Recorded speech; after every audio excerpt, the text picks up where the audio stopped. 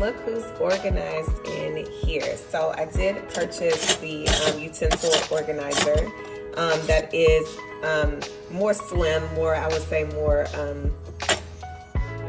narrow for my narrow drawer. And so far I love it. I love that it's very easy to use. So they have the little symbols on the sides to show you like what's what. At first I was a little confused because I thought that this symbol might go for this. These are like little pockets. I actually don't know what you put in these little pockets. Plus it's too deep in the drawer, so I just don't bother. But yeah, the little knife symbol is for the knife section here. A little butter knife. The fork section is for the forks, obviously. And then we have the spoons here. And so what I love about it is that it's very simple, it's compact, perfect for these drawers, and it keeps me organized in a way that makes sense. The forks are easiest to grab. Obviously, that's what I use the most.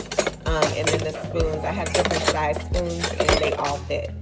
I have different size forks and they all fit.